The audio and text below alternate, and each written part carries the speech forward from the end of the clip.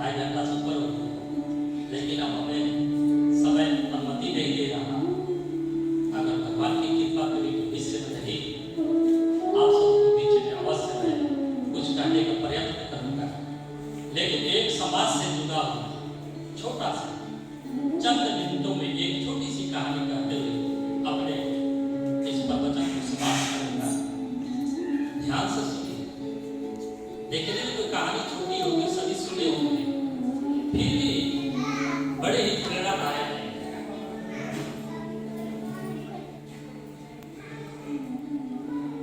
एक समय की बात है, एक गांव था,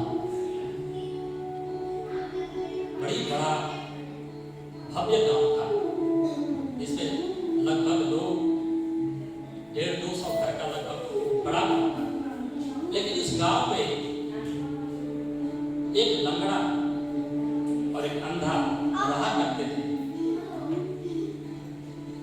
करते थे, लेकिन उस गांव के लोगों को पसंद नहीं लगती थी। तो उन्होंने गांव के मोड़ पर कहीं किनारे छोटे झोपड़ी बनाकर रहा करते थे।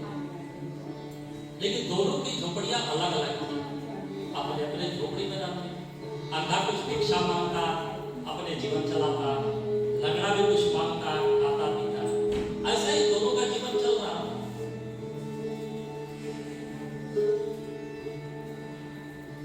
लेकिन अचानक एक दिन उस गांव में भयंकर आग लगा, बहुत बड़ा भयंकर आग लगा।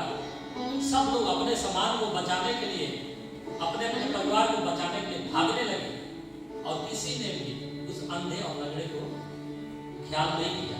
वो भूल गए अपने अपने सामान को बचाने में, अपने परिवार को बचाने में, अपने झोपड़ी को बचाने में, अपने महल को बचाने में, अपने मकान को बचाने में उस अंधे और लंगड़े के पीछे नहीं पड़े। और धीरे धीरे वह अंधा जो है, जिसे दिखाई नहीं दे रहा था, वह अग्नि के घेरे में आ गया। लेकिन लंगड़ा तो लंगड़ा था, अंधा नहीं था, और अंधा जो था अंधा था, लेकिन लंगड़ा नहीं था। अब दोनों सोचने लगे कि हम कैसे बचे। अचानक उन दोनों के दिमाग आती है कि अगर उसका आंख नहीं है, मेरा पैर नहीं है, अगर एक दूसरे का हम सहारा बन जाए, इस अग्नि से बाहर जा सकते हैं।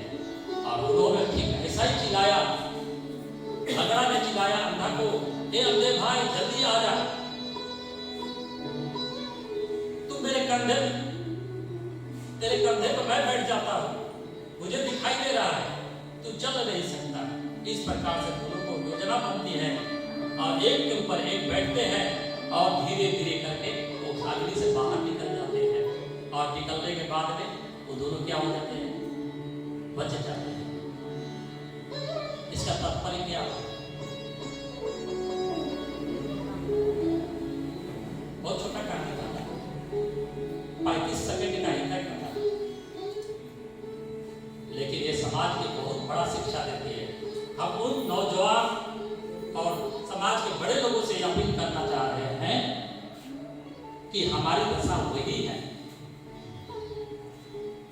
नौजवान जो है अंधे हैं और बूढ़े क्या है, लंगड़े हैं। अब जब तक दोनों की मेल मिलाप ठीक नहीं रहेगी तो इस अग्निकांड से हम बाहर नहीं निकल सकते। इसमें नौजवान के पास बहुत सारा शक्ति है कि नहीं? है ना भैया? आप सबों के सामने बुजुर्गों से ज्यादा ताकत है ना? कोई भी समाज के काम मिले तो आप कर सकते हो कि नहीं? क्योंकि शरीर में ताकत है, पैसा भी कमा रहे हैं, कोई भी समाज के काम आसान से कर सकते हैं। अगर आप सब मिल जाओ तो बड़े से बड़े यहाँ पर कार्य कर सकते हैं ना? लेकिन हम क्या हो चुके हैं, अंधे हो चुके हैं। ताकत तो बहुत, लेकिन जो नौजवान अपने समाज के पिता तुल्य, दादा तुल्य, गुरु तुल्य लोगों से मिलकर विचार विमर्श करके जिस समाज में रहेगा वो कभी भी ऐसे अग्निकांड में फंसेगा नहीं। इसलिए सदैव नौजवानों को चाहिए कि अपने बुजुर्गों का सानिध्य में रहे और उनकी बातों से सदैव सहमत रहकर उनसे तरह तरह के ज्ञान को लेकर अपने जीवन को आगे बढ़ाए। बुढ़े भी कुछ नहीं कर सकते अकेला पढ़कर, जिस प्रकार से वो बुढ़ा कुछ नहीं कर रहा था, तो लंगड़ा कुछ नहीं कर रहा था। जब दोनों मिले तो आगे निकल कर चले गए और बच गए। और एक कांड कौन देखा? सारा गांव उन्होंने देखा और ताली बजाई, वाह लंगड़े और अंधे आज कितना बढ़िया संयोग बनाया, दोनों निकल कर सुरक्षित बाहर आ गए। हमारे सारे घर जल गए, सारे सामान जल गए, हम अच्छे से नहीं बच पाए, लेकिन दोनों असमर्थ थे। एक लंगड़ा था, एक अंधा था, लेकिन दोनों ने मिला और बचकर बाहर आए। इस सब प्रकार से अंतिम मेरा उपदेश यही रहेगा नौजवानों से, बुजुर्गों से तो मुझे प्रार्थना है, नौजवानों से ये मुझे प्रार्थना है कि जब आप, मैं जानता हूँ आप कोई चौड़गा ग्रांट से, कोई जीवन जावी ग्रांट से, कोई कहीं से यहाँ पर आकर कार्य कर रहे हैं, अच्छे अच्छे कार्य कर, सभी आगे, ये भी जानता हूँ सभी सफल है।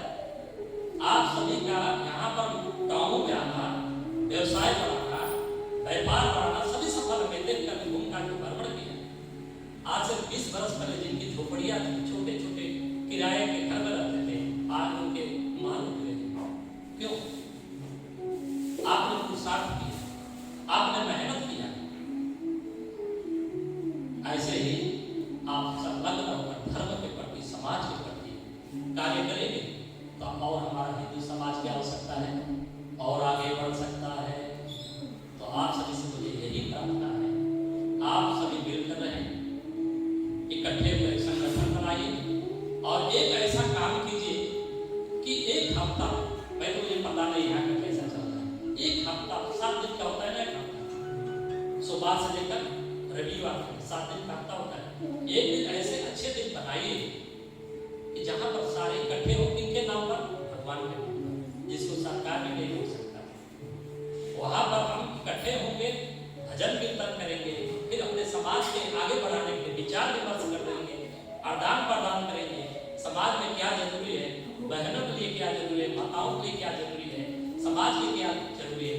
एक तरह से एक संगठित होकर एक अच्छे अगर ग्रुप बना लेते हो, संगठन बना लेते हो, तो मुझे आशा है कि अवश्य आप इससे भी और आगे बढ़ सकते हैं। एक बार सभी ताली बजा दें। तो आज मेरी सौभाग्य है कि आप सबों के बीच में मुझे कुछ कहने और सुनने की सुअवसर प्राप्त हुआ है। मैं सदैव कहा करता हूँ कि मेरी संसार में सबका जीव जो है ना, इसमें हड्डी है क्या? नहीं, ये हड्डी है, हड्डी नहीं है, चाम से बना हुआ जीव होता है। कभी भी लड़खड़ा सकता है, कभी शब्द अशब्द हो सकते हैं, कथावाचक कभी कहने के जोश में कड़वा शब्द भी बोल सकते हैं जिससे आपको ठेस पहुंच सकती है।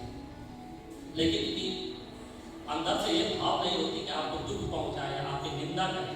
भाव तो यही होती है कि आपके जीवन आगे बढ़े। इसलिए जो कुछ भी मुझे कहने में यहाँ से त्रुटि हुई, उसके लिए सभी से क्षमा चाहते हुए अपने दो शब्द को और वचन को यही पर विराम देता हूँ। मैं कहने के लिए तो बहुत सोचा था, अभी तो 10% भी नहीं कह पाया, लेकिन भगवान की यही इच्छा है और गृह मालिक का भी यही इच्छा है, तो मैं आगे कुछ नहीं कर सकता। अगर भगवान पुनः कभी ऐसे अवसर दिया तो अवश्य हम समय निकालेंगे, आप सभी के सामने रहेंगे। मैं कोई गैर नहीं, आप सब के अंदर का ही मैं हूँ।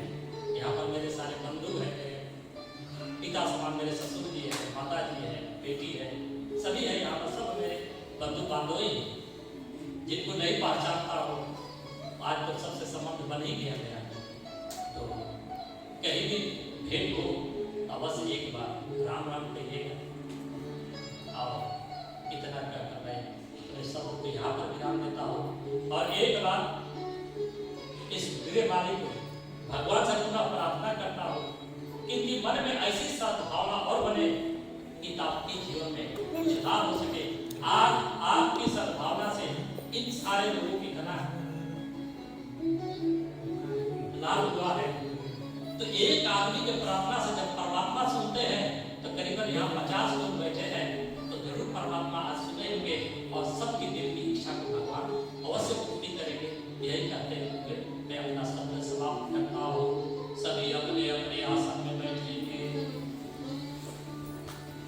तीन बंद। त्रिबंध का मतलब होता है पैर बंद, हाथ बंद, नयन बंद, यानी आंख बंद। ध्यानस्थ हो जाइए, 1 मिनट के लिए सभी ध्यान करें। आपको यहां से कुछ कही जाएगी, उस पर ध्यान दीजिए।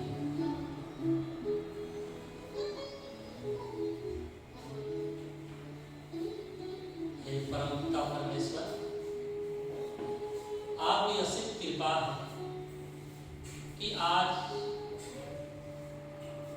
इस काबू महानगर में आपकी भक्ति, आपकी लीला और आपकी शब्दों को मैंने यहाँ से कुछ कह सका, बोल सका।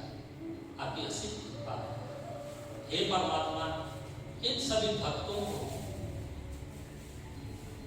ऐसी कृपा करना पड़े, इनके जीवन में जो 4 पुरुषार्थ बताया गया, अर्थ, धर्म, काम और अंत में मोक्ष का प्राप्ति हो, यही प्रार्थना है। 1 मिनट के लिए सभी शांत रहेंगे। प्रथम ओंकार किया जाएगा।